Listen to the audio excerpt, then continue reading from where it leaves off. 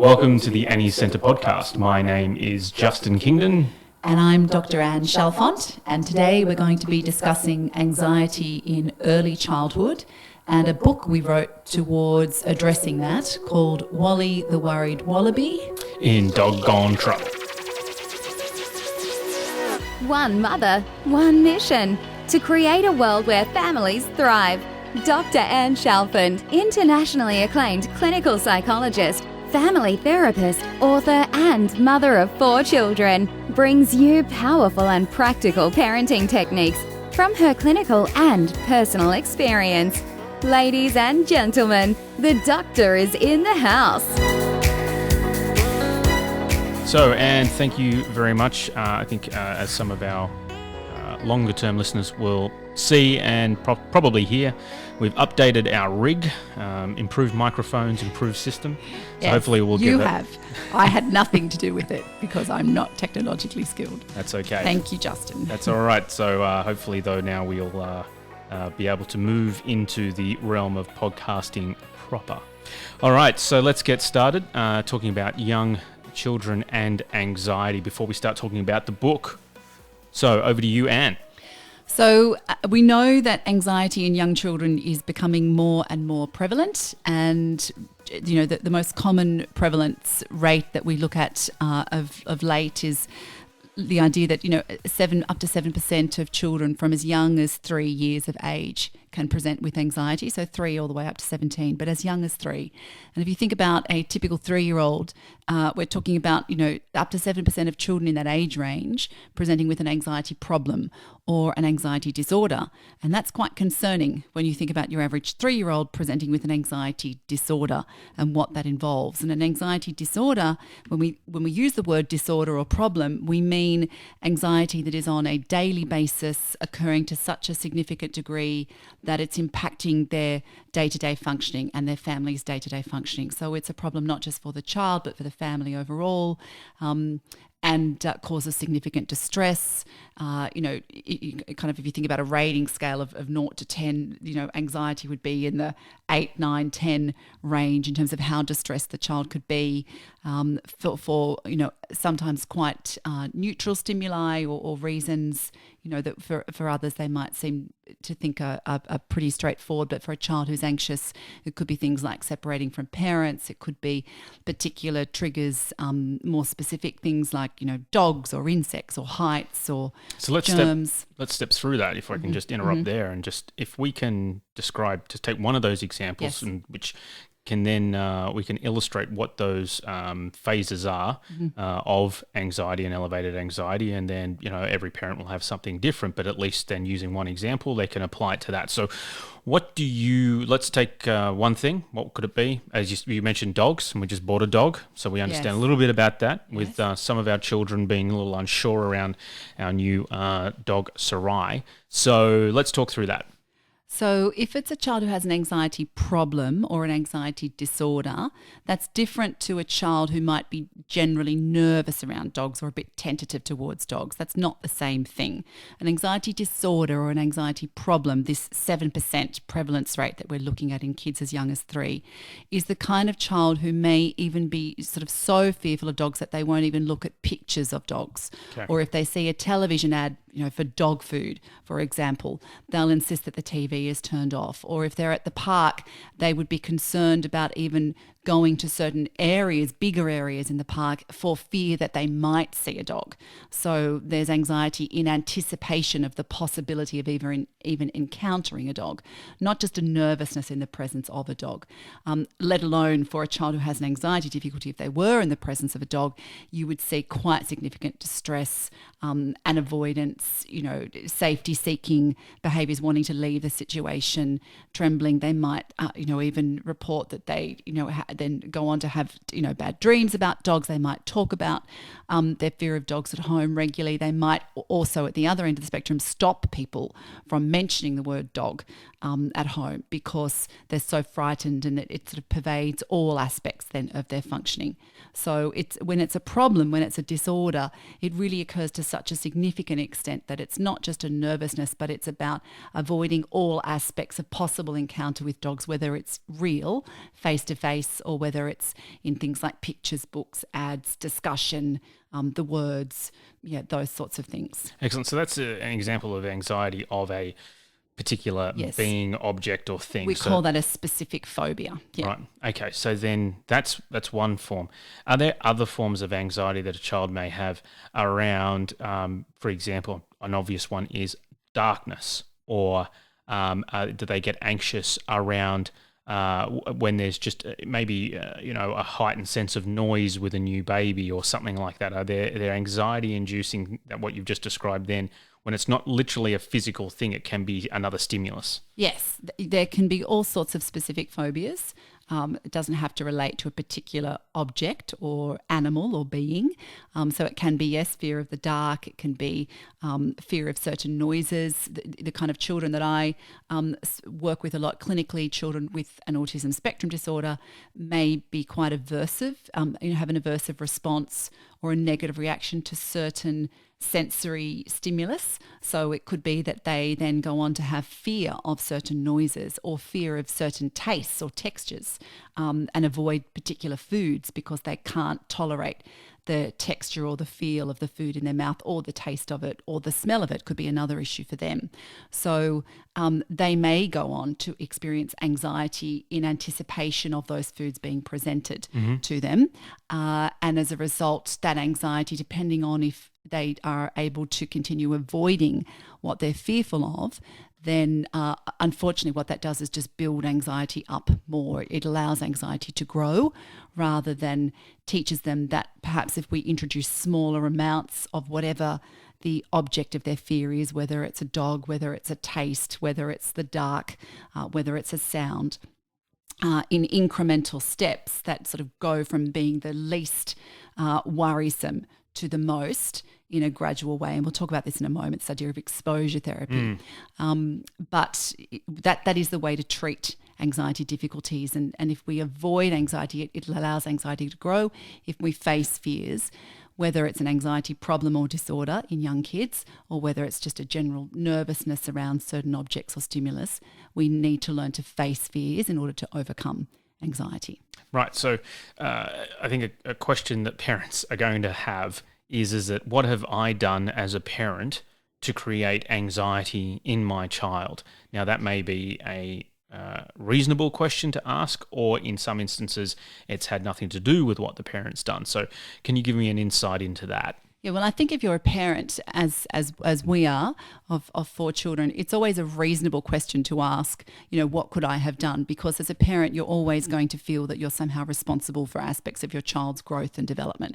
So it's a normal question to ask. I think that's probably a better word. It's normal, but it's not necessarily reasonable in that the responsibility for why a child may present with an anxiety difficulty is, it's not, that we sort of throw that at the feet of parents. Some children may be more vulnerable to anxiety than other children. Maybe there's a history of anxiety difficulties in their extended family, whether that's parents who themselves have anxiety or other mental health difficulties, or the broader family, aunts and uncles, or grandparents, things like that. So there might be, a hereditary component to the anxiety. It could also be related. We know that there's an element of brain functioning and how the circuitry in the brain and sort of neural pathways and responses and the hormonal system, all of that works as well. So there's a neurobiological component to anxiety. And then, for those children who are more vulnerable, and maybe there are some children who have a more anxious temperament or personality anyway, in light of certain triggers, or maybe there are particular triggers that then tip that vulnerability over the edge into a problem, perhaps a child has a particularly difficult or challenging experience on one occasion being separated from a parent, or maybe there's some other difficulty that the family experience as a whole. I'm just, to throw some examples out there, maybe there's a break into the house, or right. Maybe, the child unfortunately is at a park where they see maybe a dog fighting another dog or biting another child, or even themselves are bitten or something like that, if we go back to the example of dogs. So you may have people who are more vulnerable to experiencing anxiety difficulties, but then when there's a trigger or when there's that particularly challenging situation, that's when it sort of flows over into an anxiety problem Right. or an anxiety disorder.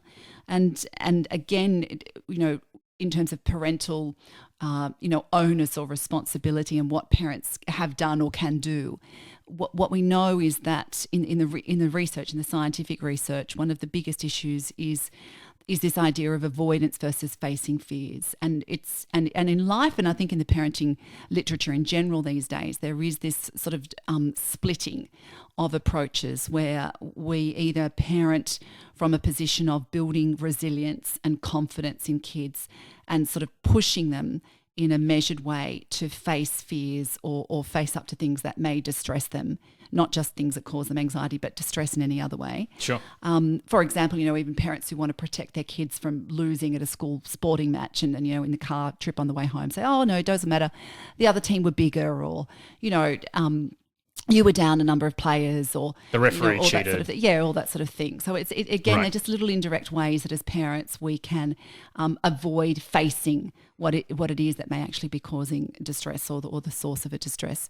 So that's one end of the spectrum. And then the other end of the parenting spectrum, which can include the way we parent kids who are anxious, is this idea, rather than facing fears, is this idea of protecting or possibly overprotecting children and facilitating or allowing kids to avoid what it is that they're anxious about. And how would that manifest itself? How would a if we think parent about check the dog themselves? example, it might be that you allow the child to avoid going to certain aspects of the park. And in fact, not only do you facilitate or allow it, but you yourself kind of reinforce that or model that for the child by saying, today we're going to the park, but don't worry, we're not going to go anywhere near the section of the bike track where we've seen dogs before. We're going to only go to the swings, and that way you'll feel safe. So it sort of sends the message, consciously or subconsciously to the child that, mum or dad are there to make sure everything is safe for you, and there will be no opportunity for you to face the things that you're fearful of. Or if it's the dark, or if it's certain sounds,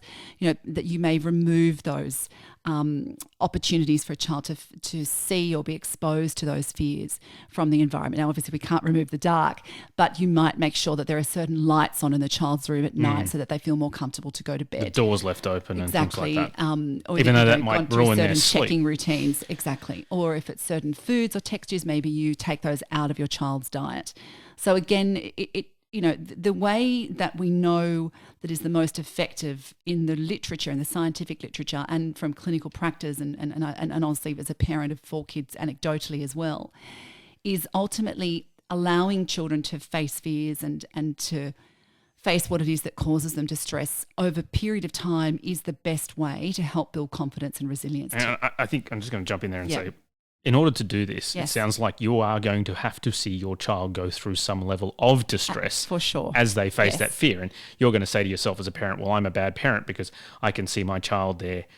They may be in a clinical setting, or they may be just at home as you're trying this yourself, and they're left in the dark and they are just screaming. And you're thinking, well, here I am. I'm making them go through a terror Yes. in order to face their fear. Where do I stop so I know that I'm not making this worse? Yes. So I think I would say to parents that, again, with this idea of not blaming parents, it's not the fact that we have a body of parenting literature now, and I suppose this relates to anxiety management as one approach as well, where, parents are, where one style of parenting, is about encouraging children to always feel safe and always be comfortable and always feel happy and not experience distress, and to be protecting children all the time,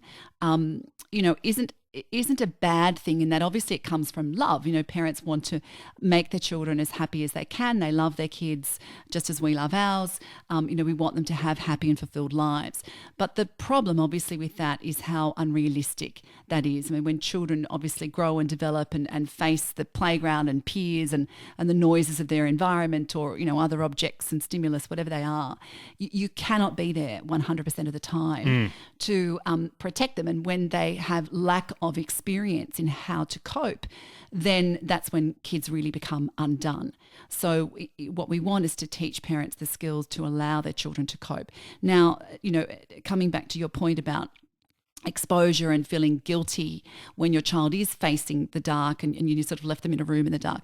Equally, we don't, as a clinician, we don't ask parents to just suddenly flood their children with the source of their fear and wait till the child somehow gets used to that. That equally is an unhelpful strategy. So what you do with exposure therapy, which we know in anxiety treatment is one of the most effective ways of treating anxiety, including in young children, is we, as I said earlier, we take a fear. Let's keep it with the fear of dogs as a simple example. Well, we can now go and talk about the book now. Yeah, I think it's sure. a good segue into that. And we break that fear down into steps. So we look at with a child, what is the easiest place to start, or where are they comfortable at the moment? What can they do? So we try and be more positive in our approach, or strengths-based, if you like. What can the child do currently? Can they currently, if we think about a dog, look at still pictures of a dog in a dog book, for example? Or is it that they can only, read the written word of dog on a page? If that's something they can do, then that would be our starting point with exposure or cognitive behaviour therapy around anxiety. So we might set little exercises where we get the child to do that with rewards in place for their efforts and bravery in doing that. So we would never take a child who's fearful of dogs or has an anxiety, a specific phobia of dogs, an anxiety disorder around dogs, and send them off to the park with a parent for a day of watching the dog trainers next to them. Right, because we start with a simpler step and a much more comfortable step first, and then we work slowly over time up to those more challenging steps. Because, in the workplace, we get, you're going to get thrown in the deep end as we hear this, and we're at work and it's like, well, the only way to learn is through experience, and you can't take that approach that, as an adult, and can apply to adults, that sometimes, you just get thrown in the deep end and you work it out, to this, because you can't just, as you say, walk down to the dog off leash park and stand your child there and force them to watch it until, the screaming and the crying just becomes too much for you. And then you go, right, job well done. Now let's just get back in the car and we'll be back here tomorrow, That's exactly Johnny. Right. That doesn't work either. So we know overprotection doesn't work. Equally, traumatizing your child doesn't work. Right. And it's about that middle ground of, as I said, breaking things down into smaller steps, and to come back to that particular analogy of throwing someone in the deep end as an adult or just in general. I mean, we also know that doesn't work either. I mean, if you were literally swimming, you teach children to swim by starting at the shallow end where they're safest, giving them the skills to cope, then moving on to different levels and grades of swimming. Yep. It's exactly the same. You teach a kid how to get out of the pool. That's one of the first things you do. But they do it independently, and this is what cognitive behaviour therapy and exposure therapy and the ideas in the Wally book are all about. All right, so let's jump into the Wally the Worried Wallaby, which is a book that you wrote with a parent guide. Yes. So I just want to get that there out front, that it isn't just a book that you read and then as a parent you're left alone to then take the lessons from it and apply it. There is a detailed parent guide that basically goes page by page. And That's it's there correct. in the front, but just to describe it to our listeners, it's written in a very approachable way for parents and children, and the illustrations were actually done by an ex-Disney animator in Australia. Interestingly, they after they closed the Disney animation down in Australia, and then now it's reopened. That's just a little fun fact on the side. So, who is this book for? So the book is for young children. So when I say young children, I mean preschool age up to, say, middle primary school age. So from as young as 2, 3, up to children who might be 8, 9 years of age. That would probably be the most appropriate age group, and who may be experiencing anxiety difficulties, not necessarily an anxiety disorder like we've been discussing, but early stages of anxiety difficulties or nervousness or trepidation around certain objects or stimulus, and their families. It's for their families and their parents to work through with them. And as you said, there's a book. So either the child could read the book to their parents, or they could read the book with their parents, or the parent can read to the child if the child's a non-reader. And then there's a parent guide which basically simplifies the evidence-based approaches of cognitive behavior therapy, which is the most effective, has been shown over and over in the scientific literature as the most effective way of treating anxiety difficulties. What we do in the parent guide is just make that easier to apply as a parent, simplify it, more practical, rather than a clinician, where if you were taking your child to treatment in a clinic, we're trying to give parents the strategies to apply some of these cognitive behavior therapy skills at home with their kids, with their young child. And the idea or the rationale behind the book in the first place was, as I've said, we know that anxiety is an increasing problem for young children. We know now, to the point where even in New South Wales, the state in Australia where we live, the education minister has just put forward this idea that teachers, as of next year, will have to have particular professional development and upskilling in mental health and screening of kids for things like anxiety and depression, but particularly anxiety, compulsorily. So, it's becoming a more prevalent issue. And we wrote the book to try and look at this idea that rather than waiting till children are a little bit older, where maybe an anxiety, difficulty is more full blown, let's try and give strategies that can be used at home with younger kids before things sort of spiral out of control. So it's more of a preventative approach, right on. Or an early step treatment or an early intervention approach. Okay, so can you just give the everyone just a brief overview of the story? Yes. So the story is about Wally, who is a wallaby, and his friend Carly, who is a confident koala. And we chose Australian animals, obviously, because we're Australian and we wanted that to come through, and particularly with those species, particularly koalas now after our bushfires, being far more endangered. We wanted to feature and make a note of these sorts of special animals.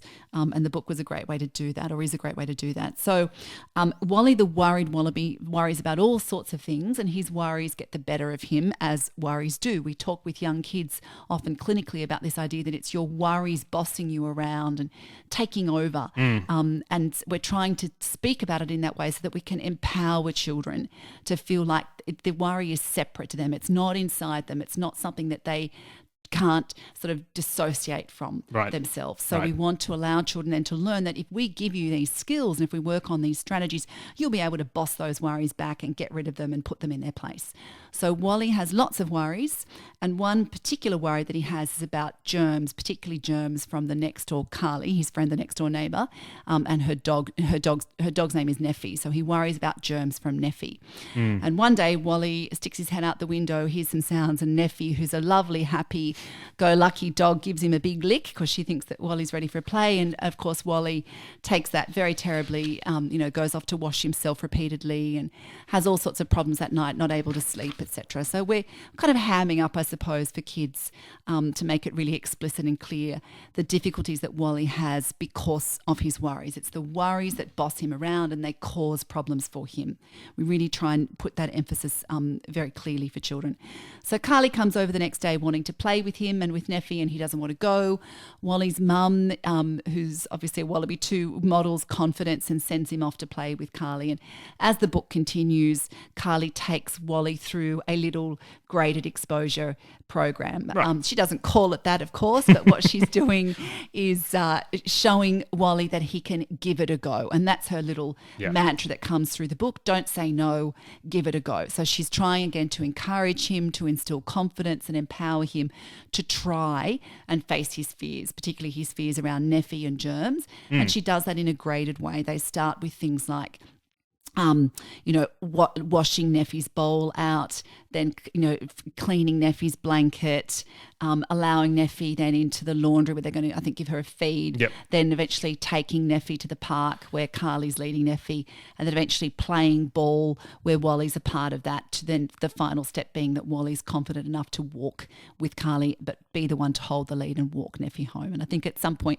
later down the end of the book, Neffy does, give Wally another lick, and he manages because he's gone through those earlier steps with Carly. So what we're we're trying to do in the book is use a really fun, engaging story with these gorgeous characters. Yeah, bright, colourful pictures. Yeah, absolutely. It's designed to look appealing to a child. Exactly, and a storyline that is easy to follow, is very clear and explicit in terms of what the difficulties are that Wally has, what it is that's causing his problems, that is the worries overcoming him, and how it is that Wally overcomes his worries by these small graded steps of facing the different fears, and the way that the people who support him, his friend Carly, the confident koala, and his mum, are encouraging him to be confident and face fears rather than trying to help him avoid the fears. That's right. And I think one of the benefits that we've seen from people who have used the book, purchased the book, and has not just been with the main caregiver, but also with grandparents and others that have a caregiving role with the child. So they're seeing that child on a large amount of time, or a frequent number of times during a week or a month, and they're also part of that process of helping that child overcome worries or anxieties. And the book is easy for them to also take the child through and reinforce, both when they're at the grandparents or the caregiver's location, and then for the parent to do at home as well. And the parent guide, I think, because it is, as you said, evidence-based, and it's not just a picture book to read to a child or leave with a child. You can actually empower everyone responsible for the caregiving of that child to have a positive impact when it comes to that child's anxiety, and they can see the improvement and the benefit. So that's absolutely right. So I just wrapping up on this, the book is available through the Annie's Centre website. Yes. So www.anniescentre.com, and then just navigate to the shop tab, and then you can see it there for purchase. We manage all the fulfillment ourselves, so it'll come directly from Dr. Anne Chalfont, and just go through and make the purchase. If there's any issues, you can just leave us a message, and we can try and help you out there, and do that on Facebook or Instagram, wherever you see this podcast posted. We will be publishing the podcast now as well to Parler, which is another online social media space, and Rumble, which is another social media space like YouTube. We'll be on YouTube as well, so we'll give you that information as well. And so just to purchase the book and Anne's other book on anxiety with children with autism is at www.anniescentre.com, and then navigate to the shop tab. Also, if you just put in Wally the Worried Wallaby into Google, you'll also find it that way as well. Now, just let's talk about the next podcast episode, because we have an exciting one coming up. Yes, I cannot wait. So we are going to be interviewing two fantastic professionals, Jill Hellerman and Michaela Rafferty from Multilit. Multilit is a wonderful organisation, most noted for its literacy support and reading tutor programs and spelling programs in Australia, but internationally very well regarded and based on really great solid evidence around teaching.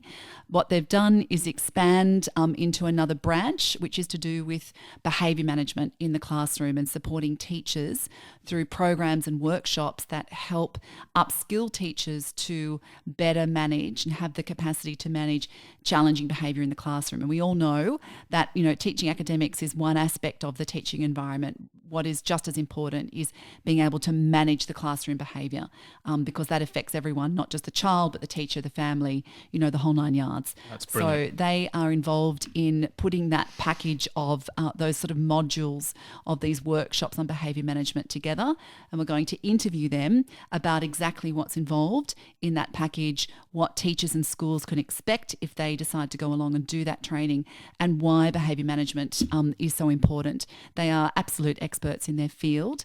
They've got a background in special education and behaviour consulting and management, and they're board certified behaviour analysts as well. So they are, extremely experienced and highly credentialed and the top of their game. So it'll be wonderful to interview them, and hopefully there'll be great benefit for teachers and schools and families listening to that interview on our podcast once it's published. So very excited about that. Yes, we are. Fantastic. No, and wonderful for them to give us that time. So that's the end of this episode. Thank you very much, everybody, for listening. The Annie's Centre podcast was brought to you by Annie's Centre Proprietary Limited. Please visit anniescentre.com and subscribe to receive the latest updates and digital downloads from Dr. Anne Chalfant.